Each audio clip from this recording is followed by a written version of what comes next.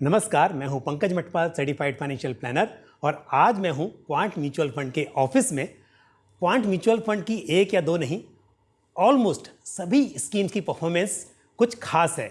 लेकिन क्या है इसके पीछे की कहानी, ये सब जानने के लिए मेरे साथ हैं क्वांट म्यूचुअल फंड के CIO मिस्टर संदीप टंडन जी। संदीप जी, बहुत बहुत स्वागत आपका। तो जैसा मैंने अभी कहा कि परफॉर्मेंस की तो हम सब जानते ही हैं कि एकदम खास परफॉर्मेंस है, बट उसके पीछे क्या कारण है, क्या रहा कि आप इन्वेस्टर्स को पैसा बनाने में मदद कर पाए? देखिए, इसका वजह तो बहुत सिंपल है कि हम लोग एक डेटा एनालिटिक फर्म है, ओके। और हम लोग सब चीज़ें अनबायस्ड तरीके से देखते हैं, जिसको हम लोग बोलते हैं कि सब्जेक्टिविटी को हटाना है तो ऑब्जेक्टिविटी को डिफाइन करते हैं। तो हम लोग बोलते हैं objectivity is our religion, data is God. तो होल थीसिस कहाँ पे आती है कि जो हमारे ह्यूमन बाइसेस आ जाते हैं उसको हम कैसे डाइल्यूट कर सकें, मैथमेटिकली हर चीज़ को क्वांटिफाई करें। तो जो क्वांट वर्ड आता है क्वांट म्यूचुअल फंड का, वो सब चीज़ें क्वांटिफाई करने के एंगल से आता है, including sentiment, geopolitical volatility, liquidities, risk appetite, valuations analytic, anything which you can think of market, कि जो भी हमको इम्पैक्ट करता है उसको हम क्वांटिफाई करते हैं। संदीप जी, अक्सर कहा जाता है कि आप मार्केट को टाइम नहीं कर सकते, लेकिन मैंने कई बार आपसे सुना है कि टाइमिंग इज़ एवरीथिंग। इसको थोड़ा सा एक्सप्लेन करेंगे? See, timing is everything is our, it's a part of our risk management. Okay, मैं हिंदी में बोलता हूँ। Timing is everything important concept है और हम लोग इसको इस तरह से समझाते हैं कि ये रिस्क मिटिगेशन फ्रेमवर्क का हिस्सा है, ओके। अगर हम टाइमिंग को ट्रेडिंग के एंगल से नहीं देखेंगे, जब मल्टीपल एनालिटिक्स हम लोग जिसको देखते हैं, या प्रिडिक्टिव एनालिटिक्स के जो हमारे मॉडल्स हैं, जब मल्टीपल एनालिटिक्स एक तरफ स्क्यूड होते हैं तो बेटर टाइमिंग होती है। जैसे एक को एग्जांपल लेता हूँ, 2021 में क्या हुआ। सितंबर 2021 में हमने ग्लोबल मार्केट में एक यूफोरिया देखा, ओके। अगर हम उस यूफोरिया को डाइसेक्ट करते हैं तो यूफोरिया कहाँ पे था? टेक्नोलॉजी स्टॉक में, न्यू एज कंपनीज में, ग्रोथ स्टॉक्स में, एडमायर कैटेगरीज के स्टॉक में वैल्यू में नहीं था।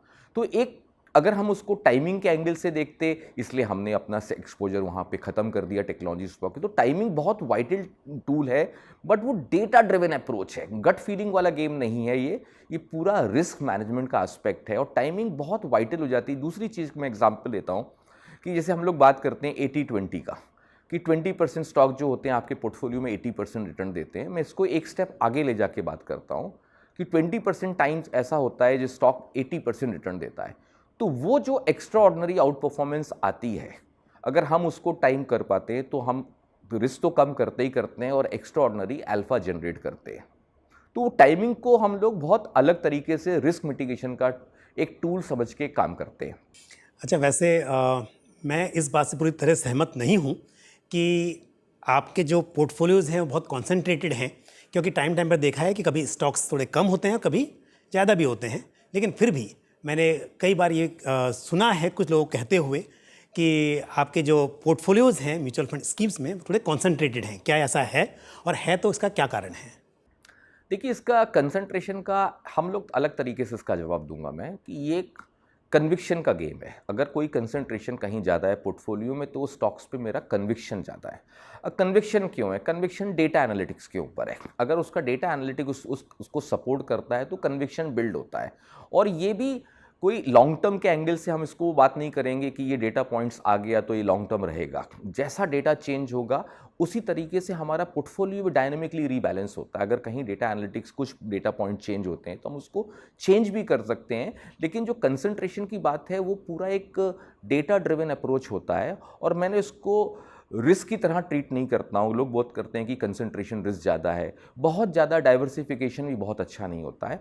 हमारे पोर्टफोलियो में एक अप्रोच है कि 33 या 36 स्टॉक्स ही हमारे 80 to 90% स्टॉक्स पूरा वेटेज को कवर करना चाहिए। तो हम लोग बहुत ज़्यादा डाइल्यूटेड अप्रोच में बात नहीं करते हैं, क्योंकि 120 स्टॉक, 90 स्टॉक या 150 स्टॉक आपके पोर्टफोलियो में हो तो उसको समझना, उसको ट्रैक करना बहुत ही डिफिकल्ट टास्क हो जाता है। लेकिन यदि पोर्टफोलियो में स्टॉक्स कम होंगे तो क्या इससे रिस्क नहीं बढ़ जाता है? नहीं, रिस्क नहीं बढ़ जाता। जैसे मैंने आपको बताया कि एक टाइमिंग का इंपॉर्टेंट एस्पेक्ट होता है। जैसे हम लोग कोई भी डेटा पॉइंट्स को एक्सट्रीम इन्फ्लेक्शन पॉइंट्स पे देखते हैं, ओके। जैसे एग्जांपल की तरह मैं आपको समझाता हूँ कि सितंबर 2021 में जैसे हमने टेक्नोलॉजी में एक यूफोरिया देखा, तो एक्सट्रीम इन्फ्लेक्शन पॉइंट था जिसको हम लोग बोलते हैं मोस्ट एडमायर कैटेगरी के टेरिटरी में आईटी स्टॉक्स थे ग्लोबली। उसी समय अगर हम देखेंगे तो आईटीसी या बैंकिंग स्टॉक, आईटीसी तो क्लासिक एग्जाम्पल है, वो मोस्ट निगलेक्टेड टेरिटरी में था।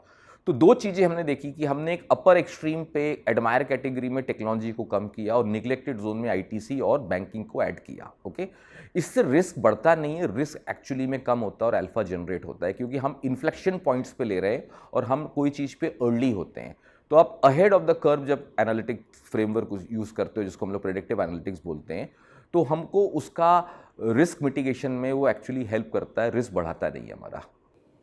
संदीप जी, आपके पोर्टफोलियोज़ में देखा जाता है कि चर्निंग ज़्यादा होती है थोड़ी। आप बहुत ज़्यादा स्टॉक्स में ट्रेडिंग करते हैं, बाय करते हैं, सेल करते हैं बहुत फ्रिक्वेंटली। तो इससे भी ऐसा लगता है कि कभी ये बहुत ज़्यादा रिस्की हो सकता है। देखिए, ये एक सवाल हम लोग के पास बहुत बार आता है कि churning, but first of all मैं आपको बोलूँगा कि अगर हम पूरे वर्ल्ड में देखें कि और जिस तरह का एनवायरनमेंट है, हम डायनेमिक वर्ल्ड में रहते हैं, डेटा पॉइंट चेंज होते हैं, तो हम अपना पोर्टफोलियो को भी डायनेमिक रीबैलेंस करते हैं, रिकंस्ट्रक्ट करते हैं।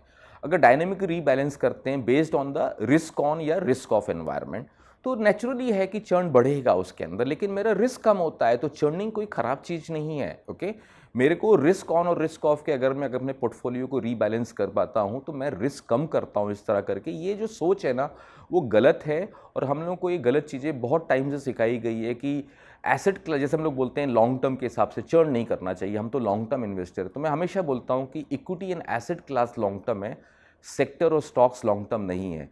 तो हम लोग एसेट क्लास को लॉन्ग टर्म की ट्रीटमेंट करते हैं, और जब सेक्टर रोटेशन, जिसको हम लोग मनी फ्लो एनालिसिस की तरह बात करते हैं कि जब रिस्क एपेटाइट और लिक्विडिटी चेंज होती है तो मनी फ्लो एनालिसिस में उसका इम्पैक्ट आता है, इसी तरह हम सेक्टर रोटेशन और स्टॉक रोटेशन अपने पोर्टफोलियो में करते हैं, वो भी एक रिस्क मिटिगेशन का हिस्सा है।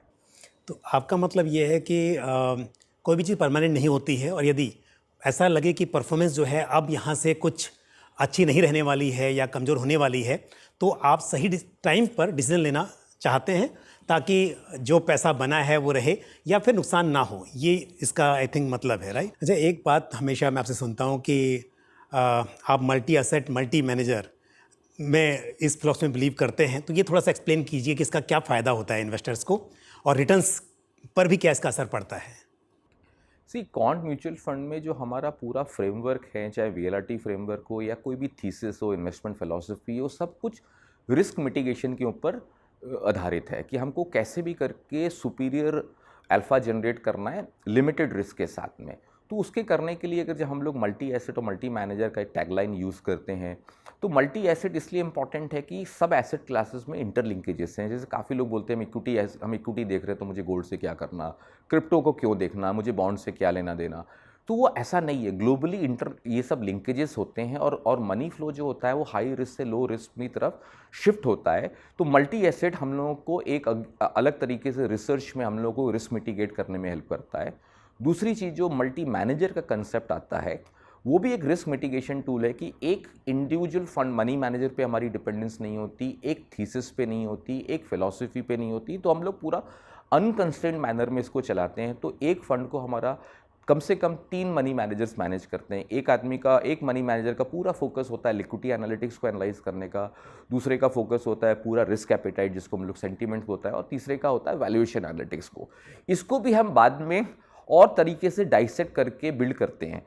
तो स्पेशलिस्ट होना इंपॉर्टेंट होता है, और ये भी एक बहुत बड़ा बाजार में एक मिथ है कि एक मनी मैनेजर या फंड मैनेजर जिसको हम लोग बोलते हैं उसको बहुत कुछ पता होता है। सबकी लिमिटेशंस है, मेरी भी बहुत ज़्यादा लिमिटेशंस हैं। तो हम स्पेशलिस्ट चीज़ों में बिलीव करते हैं कि स्पेशलिस्ट को तैयार करते हैं और उसका व्यू लिया जाता है उसके लिए, रादर देन कि हम हर चीज़ पे एक जर्नलिस्ट अप्रोच लें। संदीप जी, आपकी सभी स्कीम्स की यदि हम पास्ट परफॉर्मेंस की बात करें तो वो एक्स्ट्रा ऑर्डिनरी रही है, इसमें कोई डाउट नहीं है। लेकिन क्या ये परफॉर्मेंस आगे भी इस तरह कंटिन्यू करेगी, या फिर ये मोमेंटम के हिसाब से हम देख रहे हैं कि इस वक्त पर परफॉर्मेंस अच्छी है और आगे इन्वेस्टर्स को इसके बारे में कुछ सोचना चाहिए? देखिए, जो तरह का हम लोग भी एक मोमेंटम वर्ड आपने यूज़ किया, तो मैं आपको 2 चीज़ें इस पे एक्सप्लेन करूँगा। पहली बात तो हम लोग मोमेंटम इन्वेस्टमेंट या मोमेंटम ट्रेडिंग जिसको बोलते हैं वो नहीं करते हैं। हम लोग एक इन्फ्लेक्शन पॉइंट स्ट्रैटेजिस्ट हैं कि एक्सट्रीम इन्फ्लेक्शन पे बाय करते हैं और एक्सट्रीम इन्फ्लेक्शन पे सेल करते हैं। उससे भी मेरा एक रिस्क मिटिगेशन का एस्पेक्ट कवर होता है।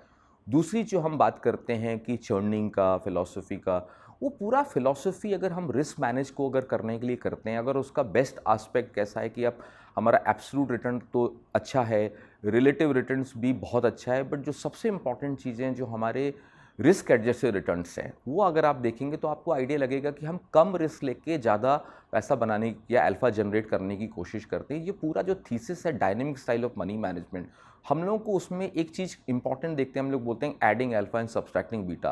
तो पूरा थीसिस उस पर ही है कि सुपीरियर रिस्क एडजस्टेड रिटर्न्स को जनरेट करना है। और एक पॉइंट मैं और बोलूँगा जिसको आपने बोला कि ये परफॉर्मेंस कैसे आगे मेंटेन कर रह सकती है, तो उसके लिए मैं एक थीसिस बोलता हूँ कि हमारा जो अप्रोच है वो पूरा रिस्क मैनेजमेंट के ऊपर है। हम लोग तो एक लाइन ही बोलते हैं कि we are in the business of risk management and returns are byproduct. Okay, तो जो पूरा अप्रोच है वो एक ट्रेजरी मैनेजमेंट की तरह डील करने का, कि प्रिंसिपल नहीं टूटे। ओके, अब एंडेवर तो है कम से कम कि प्रिंसिपल अमाउंट प्रोटेक्ट किया जाए, इसलिए हम लोग अल्फा को जो जनरेट करते हैं और टाइम टू टाइम उसको बुक भी करते हैं।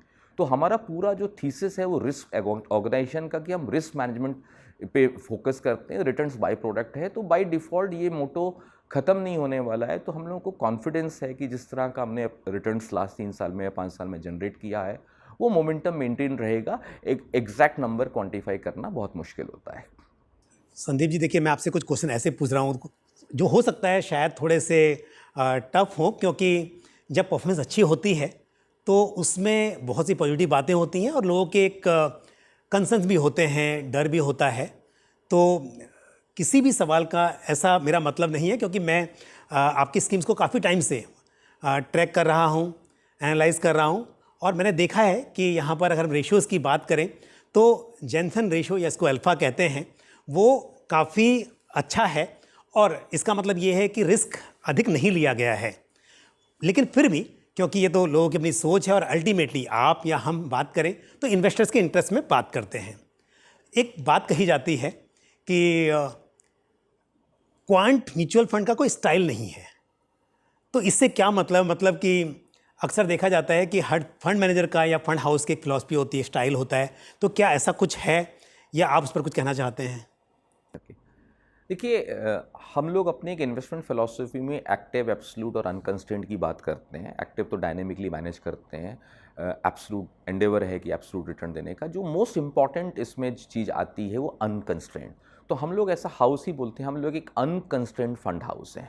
इसका मतलब क्या है कि हम एक स्टाइल एग्नोस्टिड हैं, थीसिस एग्नोस्टिड हैं, मार्केट कैप एग्नोस्टिड हैं, कोई फिलॉसफी एग्नोस्टिड हैं, हम प्योर अपॉर्चुनिस्ट हैं। ओके, अब इसका एडवांटेज क्या होता है जब हम बात करते हैं कि अपॉर्चुनिटी से, तो हम रिस्क एडजस्टेड रिटर्न्स देखने की कोशिश करते हैं कि कहाँ बेस्ट रिटर्न मिलेगा या अल्फा जनरेट होगा लिमिटेड रिस्क से। इसलिए कोई थीसिस पे हम काम नहीं करते हैं। और इसका एक डिसएडवांटेज है, आप देखिए हर एक चीज़ की एक साइकिल आती है। जो वैल्यू फंड होते हैं या ग्रोथ फंड, जैसे अगर आप देखें 2012-13 से ग्रोथ की एक साइकिल बिल्ड हुई कि ग्रोथ एट एनी प्राइस, वो थीसिस बहुत अच्छी से प्ले आउट हुई। जो सितंबर 2021 को वो साइकिल का पीक हो गया। हम उसके प्रेडिक्टिव एनालिटिक्स के एंगल से अगर बात करें कि वो थीसिस का पीक 2021 में हो गया। तो जो भी फंड हाउसेस हैं जो ग्रोथ एट एनी प्राइस या ग्रोथ स्टॉक पे फोकस करते हैं, आप देखिए वो उन सब फंड हाउस का और उस तरह थीसिस का अंडर परफॉर्मेंस स्टार्ट हो गया है। और साइमल्टेनियसली अगर हम देखें कि सितंबर या नवंबर 2021 से ग्लोबली भी और इंडिया पर्टिकुलरली वैल्यू थीसिस जो फॉलो करते हैं मनी मैनेजर, वो सब का परफॉर्मेंस बढ़ गया है। तो अभी वैल्यू साइकिल है, जैसे हम लोगों को भी लगता है वैल्यू थीसिस एक डेकेड की थीसिस है, तो वो एक साइकिल प्ले आउट हो रही है।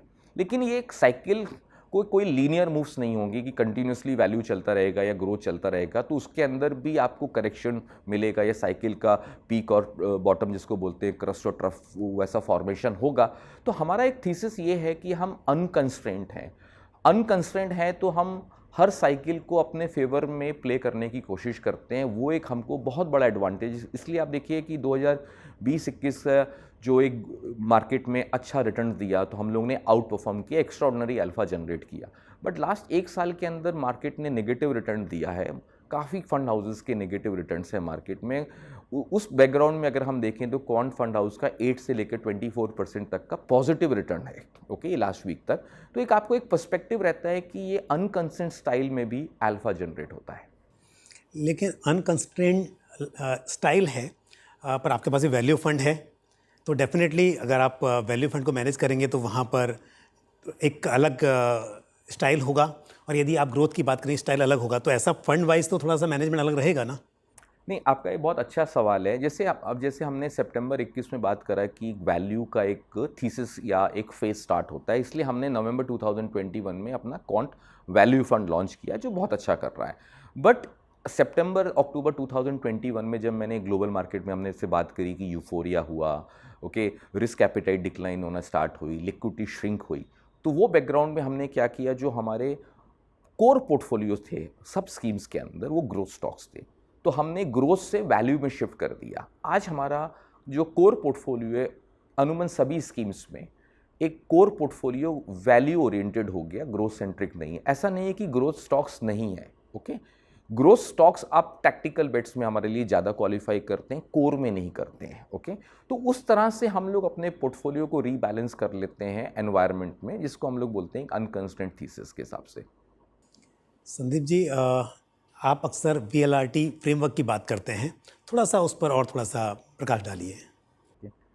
तो एक अच्छा सवाल है कि VLRT फ्रेमवर्क, पहली बात तो मैं आपको बोलाऊँगा ये जो हमारा फ्रेमवर्क है वो काफ़ी गलतियों के बाद इवॉल्व हुआ है। ऐसा नहीं है कि ये कोई चीज़ हमने यूनिक बना ली है और हम लोग उसको मार्केटिंग की तरह यूज़ करते हैं, वैसा नहीं है। हमने लास्ट 30 साल के अंदर क्या क्या गलती करी और उसकी हमने बड़ा कॉस्ट दिया, पर्सनल कैपेसिटी में कॉस्ट दिया है, लॉसेस हुए हैं, तो वो एक लर्निंग का फेज़ था, ओके। जब हम पब्लिक का पैसा मैनेज नहीं करते थे, खुद के पैसे पे हमने ये सब चीज़ें सीखी हैं। तो इसलिए हम लोग जो मार्केट का एक टेंडेंसी है कि हम लोग सिर्फ वैल्यूएशन एनालिटिक्स पे बात करते हैं, जिसको हम लोग बोलते हैं कि जब हम मल्टी डायमेंशनल रिसर्च की बात करते हैं और पूरा जो ट्रेडिशनल अप्रोच है वो यूनिडायरेक्शनल है, सिर्फ वैल्यूएशन एनालिटिक्स पे फोकस करते हैं। तो हमने देखा कि वैल्यूएशन एनालिटिक्स में आपको एंट्री तो बहुत अच्छी मिलती है लेकिन एग्जिट्स नहीं मिलती, और मार्केट में एग्जिट्स आर इक्वली इंपॉर्टेंट। तो एग्जिट फ्रेमवर्क को हमने ऐड करने के लिए हमने एक लिक्विडिटी एनालिटिक्स को ऐड किया, रिस्क एपेटाइट को ऐड किया, और इस सबको हम 1/3 वेटेज देते हैं। तो 1/3 वेटेज टू वैल्यूएशन एनालिटिक्स जो कैश फ्लो बेस्ड एनालिटिक्स है या फाइनेंशियल रेशियो बेस्ड एनालिटिक्स होता है, 1/3 वेटेज देते हैं लिक्विडिटी एनालिटिक्स के अंदर। इसके अंदर हम पूरा मनी फ्लो देखते हैं, इंडाइसेस में जो चेंज होते हैं, सेक्टर रोटेशंस का जो कॉल होता है, उस तरह का थीसिस को हम लोग बात करते हैं। ग्लोबल लिक्विडिटी एक्चुअली काफ़ी बड़ा कंसेप्ट है, वो money supply is actually subset of that. तो वो एक इंपॉर्टेंट चीज़ें हैं जिसमें हम ग्लोबल लिक्विडिटी के ऊपर बहुत बड़ा फोकस करते हैं। और तीसरी चीज़ पे जब आते हैं हम रिस्क एपेटाइट, जिसकी हम लोग बात करते हैं, सेंटीमेंट्स, ओके। सेंटीमेंट्स को हम लोग मैथमेटिकली क्वांटिफाई करते हैं फियर और ग्रीड में, ओके, कि यूफोरिया है कि कैपिचुलेशन है। तो हम 1/3 वेटेज रिस्क एपेटाइट को भी देते हैं। तो ये तीनों का हम लोग जो डेटा पॉइंट देखते हैं, जब ये तीनों एनालिटिक्स एक तरफ स्क्यूड होते हैं तो ये हमारे पोर्टफोलियो को बेटर टाइमिंग देने की कोशिश करता है। तो ये VLRT फ्रेमवर्क जो है वो हमारा इंपॉर्टेंट है, और जो टाइम जो है is a function of all 3 analytics. Sandeep ji, VLRT stands for, full form क्या है इसकी? V for valuation analytics, L for liquidity analytics, R for risk appetite and T is for time. Sandeep ji, year 2022 काफ़ी volatile रहा। अब 2023 में क्या उम्मीद की जाए मार्केट से? देखिए, इसमें हम लोगों ने 2017 से हम लोग एक थीसिस की बात करते हैं कि वॉलेटिलिटी एक्सपेंशन फेज़ है। 2018 से 2023 तक का एक फेज़ जिसको हमने प्रेडिक्टिव एनालिटिक्स मॉडल पे बोला है कि वॉलेटिलिटी एक्सपेंशन फेज़ है। इसका मतलब है कि एम्प्लॉयड वॉलेटिलिटी सब एसेट क्लास की ग्लोबली एलिवेटेड रहेगी। उस पीरियड में जिस हम लोग हमेशा बात करते हैं कि बाय एंड होल्ड स्ट्रेटजी काम नहीं करेगी। तो आपने देखा 2018 काफ़ी वॉलेटाइल रहा, उसी तरह से अब 2022 भी देखा है कि इक्वली वॉलेटाइल रहा है। ये अपना एक लास्ट फेज़ है 2023 तक का, जिसमें हम देखते हैं कि वॉलेटिलिटी कंटिन्यू रहेगी। उसके बाद हम इसको रिव्यू करेंगे जनवरी 2024 में कि समथिंग कुछ चीज़ें चेंज हो रही हैं कि नहीं हो रही है, कि वॉलेटिलिटी की भी एक 5 साल की साइकिल होती है। तो उस बेसिस पे हमने इसको प्ले आउट किया, और अभी तक जिसको हम इसको कैसे प्ले करना है, जो हम एक इंपॉर्टेंट चीज़ मैं आपके क्वेश्चन को ऐड करूँगा यहाँ पे, कि वॉलेटिलिटी से बहुत लोग घबराते हैं कि भाई लोग बात करते हैं कि 20% गिर जाने दो, मार्केट करेक्ट हो जाने दो, उसके बाद हम ले लेंगे, या 20% बढ़ जाएगा तो हम पार्टिसिपेट करेंगे।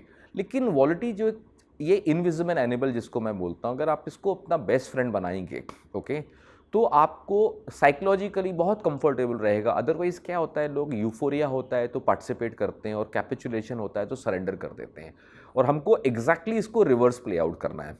तो 2023 में भी वॉलेटिलिटी एक्सपेंडेड रहने वाली है, पहला तो ये इंपॉर्टेंट पॉइंट है।